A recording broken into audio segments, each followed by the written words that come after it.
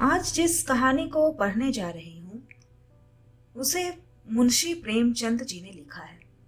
तो चलिए सुनते हैं इस बेहद खूबसूरत कहानी को। दुखी चमार द्वार पर झाड़ू लगा रहा था और उसकी पत्नी झुरिया घर को गोबर से लीप रही थी। दोनों अपने अपने काम से फुर्सत पा चुके थे।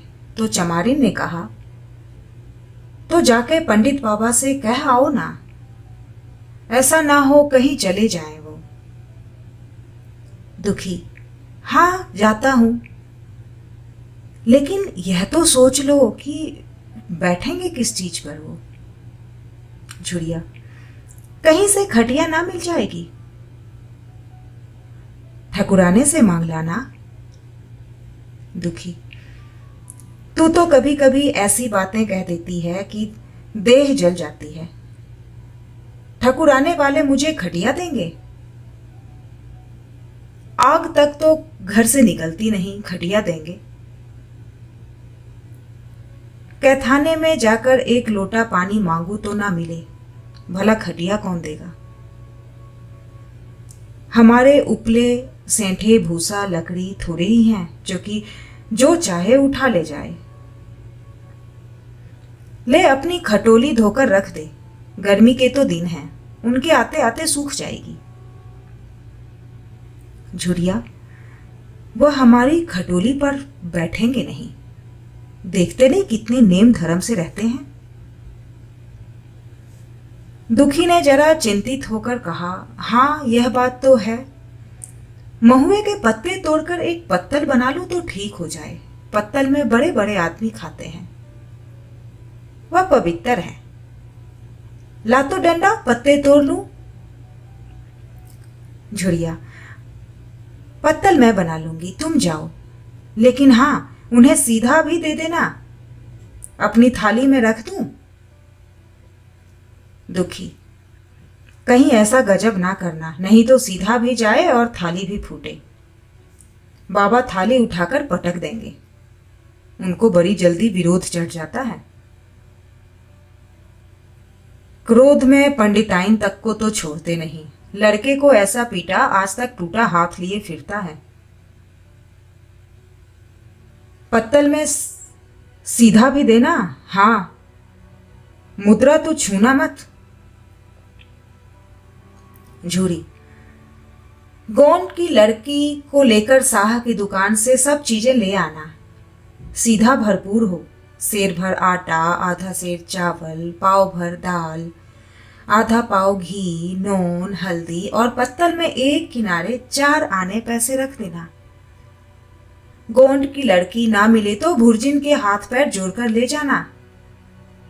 तू कुछ मत छूना, नहीं गजब हो जाएगा। इन बातों की ताकीद करके दुखी ने लकड़ी उठाई और घास का एक बड़ा सा गट्ठा लेकर पंडित जी से अर्ज करने चला गया। खाली हाथ बाबा जी की सेवा में कैसे जाता? नजराने के लिए उसके पास घास के सिवा और क्या था? उसे खाली देखकर तो बाबा दूर से ही दुत्कारते। पंडित घासीराम ईश्वर के परम भक्त थे। नींद खुलते ही ईशोपासन में लग जाते। मुंह हाथ धोते 8 बजते, तब असली पूजा शुरू होती, जिसका पहला भाग भंग की तैयारी थी। उसके बाद आधा घंटे तक चंदन रगड़ते, फिर आईने के सामने एक तिनके से माथे पर तिलक लगाते। चंदन की 2 रेखाओं के बीच लाल रोरी की बिंदी होती थी। फिर छाती पर, बाहों पर चंदन की गोल गोल मुद्रिकाएं बनाते। फिर ठाकुर जी की मूर्ति निकालकर उसे नहलाते, चंदन लगाते, फूल चढ़ाते, आरती करते, घंटी बजाते। 10 बजते बजते वह पूजन से उठते और भंग छानकर बाहर आते। तब तक 2-4 जजमान द्वार पर आ जाते। ईशोपासन का तत्काल फल मिल जाता, वही उनकी खेती थी। आज वह पूजन गृह से निकले तो देखा दुखी चमार घास का एक गट्ठा लिए बैठा है। दुखी ने उन्हें देखते ही उठ खड़ा हुआ और उन्हें साष्टांग दंडवत करके हाथ बांध कर खड़ा हो गया। यह तेजस्वी मूर्ति देखकर उसका हृदय श्रद्धा से परिपूर्ण हो गया। कितनी दिव्य मूर्ति थी। छोटा सा गोल मटोल आदमी, चिकना सिर, फूले गाल, ब्रह्म तेज से प्रदीप्त आंखें, रोरी और चंदन देवताओं की प्रतिभा प्रदान कर रही थी। दुखी को देखकर श्रीमुख से बोले, आज कैसे चला रे दुखिया? दुखी ने सिर झुका कर कहा, बिटिया की सगाई कर रहा हूं महाराज। कुछ साइत सगुन विचारना है, कब मर्जी होगी? घासी, आज मुझे छुट्टी नहीं, हाँ सांझ तक आ जाऊंगा। दुखी, नहीं महाराज, जल्दी मर्जी हो जाए। सब सामान ठीक कर आया हूं। यह घास कहाँ रख दूं?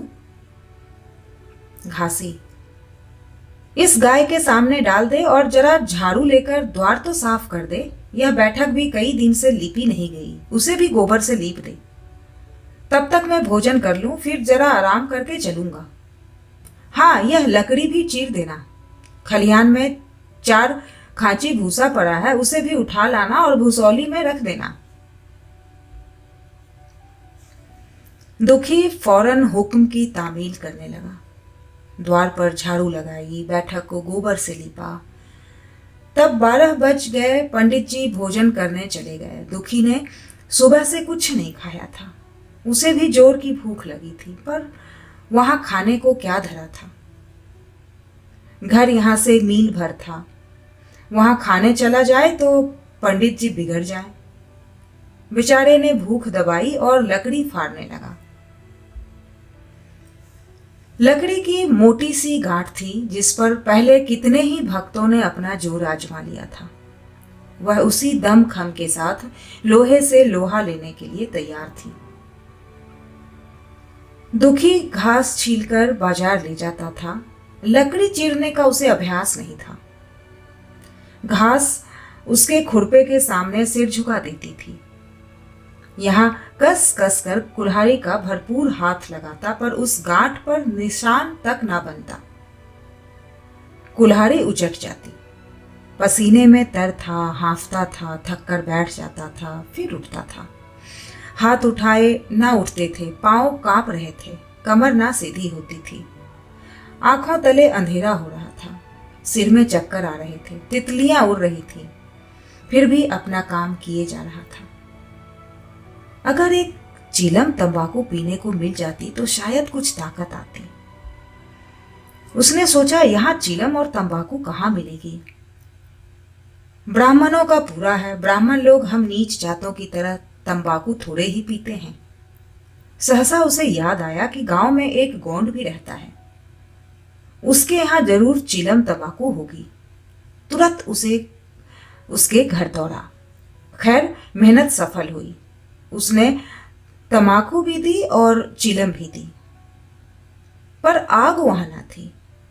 दुखी ने कहा, आग की चिंता ना करो भाई, मैं जाता हूं, पंडित जी के घर से आग मांग लूंगा, वहां तो अभी रसोई बन रही थी।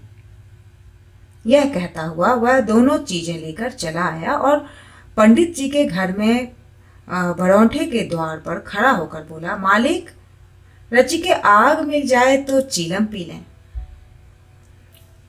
पंडित जी भोजन कर रहे थे। पंडिताइन ने पूछा, यह कौन आदमी आग मांग रहा है?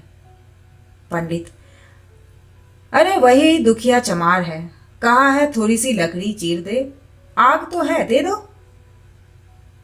पंडिताइन ने भवे चढ़ाकर कहा, तुम्हें तो जैसे पोथी पत्रों के फेर में धर्म करम किसी बात की सुधी नहीं रही।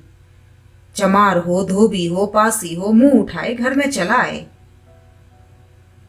हिंदू का घर ना हुआ कोई सराय हुई, कह दो उससे चला जाए, नहीं तो इस लुआठे से मुंह झुलस दूंगी मैं। आग मांगने चले हैं। पंडित जी ने उसे समझाकर कहा, भीतर आ गया तो क्या हुआ, तुम्हारी कोई चीज तो नहीं छुई ना? धरती पवित्र है, जरा सी आग दे क्यों नहीं देती? काम तो हमारा ही कर रहा है। कोई लोनिया यही लकड़ी फाड़ता तो कम से कम 4 आने लेता वो। पंडिताइन ने गरज कर कहा, वो घर में आया क्यों? पंडित ने हार कर कहा, ससुरे का अभाग था और क्या। पंडिताइन, अच्छा, इस वक्त तो आग दिए देती हूं, लेकिन फिर जो इस तरह घर में आएगा तो उसका मुंह ही जला दूंगी। दुखी के कानों में इन बातों की भनक पड़ रही थी। पछता रहा था, नाहक आया। सच तो कहती है, पंडित के घर में चमार कैसे चला आए। बड़े पवित्र होते हैं यह लोग, तभी तो संसार पूछता है, तभी तो इतना मान है। भर चमार थोड़ी ही है। इसी गांव में बूढ़ा हो गया, मगर मुझे इतनी अकल भी नहीं आई। इसीलिए जब पंडिताइन आग लेकर निकली तो वह मानो स्वर्ग का वरदान पा गया। दोनों हाथ जोड़कर जमीन पर माथा टेकता हुआ बोला, पंडिताइन माता, मुझसे बड़ी भूल हुई कि मैं घर में चला आया। चमार की अकल ही तो ठहरी। इतने मूर्ख ना होते तो लात क्यों खाते। पंडिताइन चिमटे से पकड़कर आग लाई थी। 5 हाथ की दूरी से घूंघट की आड़ से दुखी की तरफ आग फेंक दिया। आग की बड़ी सी चिंगारी दुखी के सिर पर पड़ गई। जल्दी से पीछे हटकर सिर के झोंटे देने लगा। उसने मन में कहा, यह एक पवित्र ब्राह्मण के घर को अपवित्र करने का फल है। भगवान ने कितनी जल्दी फल दे दिया। इसी से तो संसार पंडितों से डरता है और सबके रुपए मारे जाते हैं। ब्राह्मण के रुपए भला कोई मार तो ले, घर भर का सत्यानाश हो जाए। पांव गल गल कर गिरने लगे। बाहर आकर उसने चीलम पी और फिर कुल्हाड़ी लेकर जुट गया। खटखट की आवाजें आने लग गई। उस पर आग पड़ गई तो पंडिताइन को उस पर कुछ दया आ गई। पंडित जी भोजन करके उठे तो बोली, इस चमार को भी कुछ खाने दे दो, बेचारा कब से काम कर रहा है, भूखा होगा। पंडित जी ने इस प्रस्ताव को व्यवहारिक क्षेत्र से दूर समझकर पूछा, रोटियां हैं? पंडिताइन, 2-4 बच जाएंगी। पंडित, 2-4 रोटियों में क्या होगा, चमार है, कम से कम सेर भर चढ़ा जाएगा। पंडिताइन कानों पर हाथ रखकर बोली, अरे बाप रे, सेर भर तो फिर रहने दो। पंडित जी ने अब शेर बनकर कहा, कुछ भूसी चोकर हो तो आटे में मिला दो, लिट्ठा ढोक दो, साले का पेट भर जाएगा। पतली रोटियां से इन नीचों का पेट नहीं भरता, इन्हें तो ज्वार का लिट्टा चाहिए।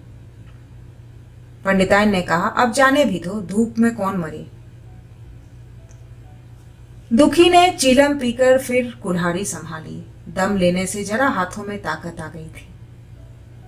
कोई आधा घंटे तक फिर कुल्हाड़ी चलाता रहा, फिर बेदम होकर वहीं सिर पकड़ के बैठ गया। इतने में वहीं गोंड आया, बोला, क्यों जान देते हो बूढ़े दादा, तुम्हारे फाड़े यह गांठ ना फटेगी, नाहक हलाकान होते हो। दुखी ने माथे का पसीना पोंछकर कहा, अभी गाड़ी भर भूसा ढोना है भाई। गोंड, कुछ खाने को मिला कि काम ही करना जानते हैं, जाके मांगते क्यों नहीं। दुखी, कैसी बात करते हो चिखुरी, ब्राह्मण की रोटी हमको पचेगी। गोंड, पचने को पच जाएगी, पहले मिले तो। मूछों पर ताव देकर भोजन किया और आराम से सोए। तुम्हें लकड़ी फाड़ने का हुक्म लगा दिया। जमींदार भी कुछ खाने को देता है, हाकिम भी बिगाड़ लेता है तो थोड़ी बहुत मजूरी देता है, या उनसे भी बढ़ गए, उस पर धर्मात्मा बनते हैं। दुखी, धीरे धीरे बोलो भाई, कहीं सुन ना ले तो आफत आ जाए। यह कहकर दुखी फिर संभल पड़ा और कुल्हाड़ी की चोट मारने लगा।